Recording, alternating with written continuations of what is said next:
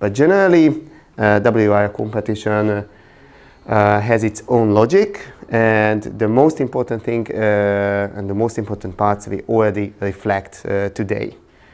So there's an arrival registration, opening, we do a coach briefing, team leader briefing here, and actually similarly to the WRO, similarly to the FLL competition, there are different robot arms.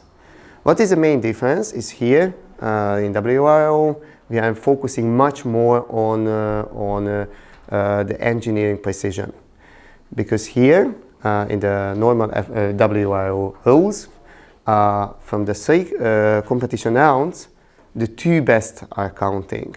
So kids are invited to do really stable rounds, really fast. While in, for example, first LEGO League, you can actually go with high risk and say that, okay, whatever happens, if I have a maximum point run, I'm happy with that.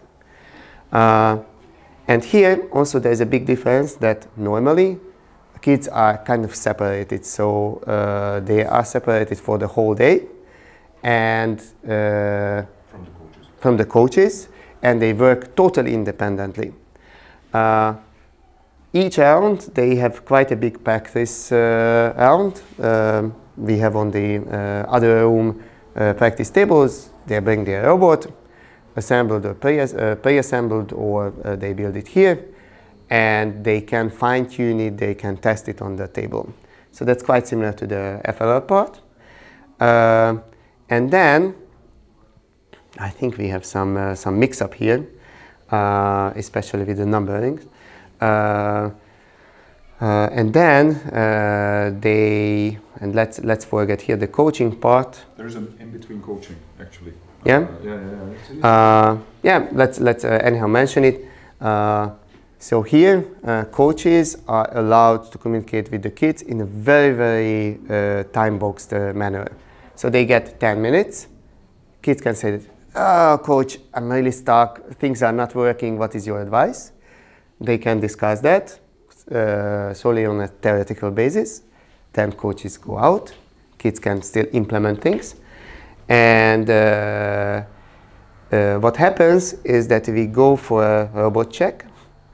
That means that the robot needs to contain only one program. The robot must fit into a predefined size. And the robot needs to go into quarantine. So from that point, the kids are not allowed to modify the robot. And here comes, I think, the best part of WRO. We have some kind of randomization. So like 5 or 6 objects on the game field have 3, 4 different possible positions. And kids, neither the kids nor the robots know where that exact part will be.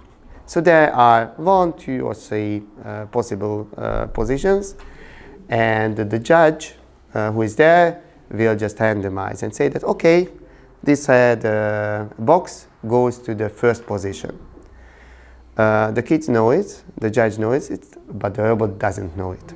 So here's where the strategy comes in, that the kids need to prepare for that and kind of explore the field and prepare a program that is able to solve any possible combination of these randomizations.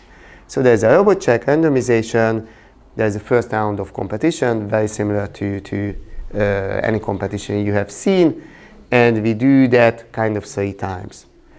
And the 2 best scores and times counts.